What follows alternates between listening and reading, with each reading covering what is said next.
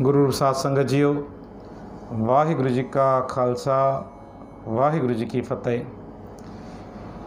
जी त लड़ीवार पावन बाणी धन धन श्री गुरु नानक देव महाराज जी पावन बाणी उच्चारण थियल जपजी साहिब जी विचार हलदे अज अठी पौड़ी जी विचार सांझी करणी आहे। सो साहिब अठी पौड़ी के अंदर बख्शिश करन था, सुनिए सिद्ध पीर सुरनाथ। अठी पौड़ी जी विचार को अग में थोड़ा हिकड़ी गाल ज़रूर ध्यान दींदा त साहिबन केड़ी ऊंची अवस्था ए केड़ी बख्शिश कई तो केड़े तरतीब वाइज एक लाइन वाइज एक रस्ते से साहिब सिख के समझाइन था, एक तरीके से एक तरतीब वाइज समझाइंदा था वजन साहिब जपजी साहिब के अंदर। सबको पहिरों में साहिब परमात्मा जा गुण ॿुधाईंदा, उनका बाद चवंदा बंदा तोखे उनजी रज़ा में राज़ी रहणो पवंदो, तोसां उनखे मिलाप तुझो उन सां मिलाप कराइण जे लाइ तोखे सचार बणणो पवंदो, पर सचार बणजण जे लाइ तोखे हुकुम जे अंदरि अचणो पवंदो। पर हुकुम कहिड़ा कहिड़ा आहिनि उहो ॿी पौड़ी जे अंदरि, उन खां बाद टी पौड़ी जे अंदरि सम्झाईंदा त तो उन परमात्मा खे तोखे अकेले खे नथो चवां ॻाइण जे लाइ, अलाए केतिरा ई उनखे ॻाईंदा पिया आहिनि कहिड़े कहिड़े तरीक़नि सां।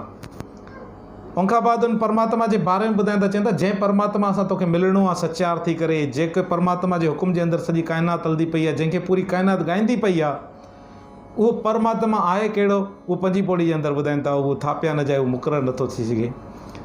उनखां बाद वरी हिकिड़ो सवालिया निशान अचे थो त छा उन परमात्मा के सचार बणजण को अलावा मां ईअं पंहिंजे तरीक़े सां तीर्थनि ते सनानु करे, छहीं पौड़ी जे अंदरि तीर्थनि ते सनानु करे मां उनखे पाए सघां थो, सचार बणिजी सघां थो, या कोई वॾी उमिरि जय जुग 4000 जा वॾी उमिरि सां उनखे पाए सघां थो। साहिब उते उन ॻाल्हियुनि जो खंडन करे वरी आप अठी पौड़ी में सिख के सम्झाइनि था। ऐं इहो बि ध्यानु ॾिजो, जॾहिं सती पौड़ी समाप्त थियनि थियूं, 4 पौड़ी सिख जे लाइ जॾहिं 4 पौड़ी बंदो पढ़ंदो आहे न, त उहे 4 पौड़ी सुणिए जूं आहिनि। त परमात्मा जी सिफ़त सां ॿुधण सां, सुणिए जो ॿुधण सां केॾियूं केॾियूं बरकत आहिनि। ऐं सिर्फ़ु तोखे बंदा ॿुधणो बि न आहे, जॾहिं 4 पौड़ी समाप्त थियनि थियूं 11वीं पौड़ी ताईं, उनखां बाद 12वीं पौड़ी खां 12वीं पौड़ी को शुरूआति थिए थी मने जूं पौड़ियूं, 4 पौड़ी वरी मने जो अंकित थियनि थियूं। त तोखे सुणिए जूं ॿुधण जूं कहिड़ियूं जेको आहे बरकत आहिनि, उनखां बाद मञण जूं कहिड़ियूं कहिड़ियूं बरकत आहिनि। सोचो साध संगत जी, सम्झण जी कोशिशि कयूं त साहिब गुरु नानक देव महाराज अठी पौड़ी में कहिड़ी बख्शिश करनि था सिख जे मथां। साहिब फरमाइनि था, सुणिए सिद्ध पीर सुरनाथ। चवंदा परमात्मा जी सिफ़त सां ॿुधण सां बंदो सिद्धनि पीरनि, सुर चइबो आहे देवताउनि खे, नाथ जोगी, चवंदा जोगियुनि जी देवताउनि जी वञी पदवी ते वञी प्राप्त थिए थो, पहुचे थो। अच्छा, इन जा नाला छो साहिब सम्झाइनि था?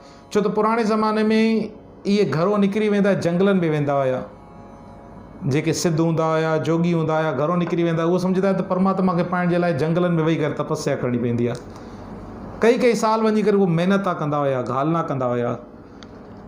पर साहिब चवंदा तूं घर वेठे ई परमात्मा जी सिफ़त सां साध संगत जे अंदरि वेही करे जेकर परमात्मा जी सिफ़त सां उनजा गुण उनजूं चङियायूं ॿुधे थो न, त तूं घर वेठे ई सिद्धनि पीरनि सुरनि नाथनि जी वञी करे उन जी पदवी ते वञी प्राप्त थिए थो, ओसि ताईं वञी पहुचे थो। उनखां बाद साहिब फरमाइनि था, सुणिए धरत धवल आकाश। चवंदा परमात्मा जी सिफ़त सां ॿुधण सां तोखे ख़बर पइजी थी वञे त धरती जो आसरो हिकु परमात्मा ई आहे।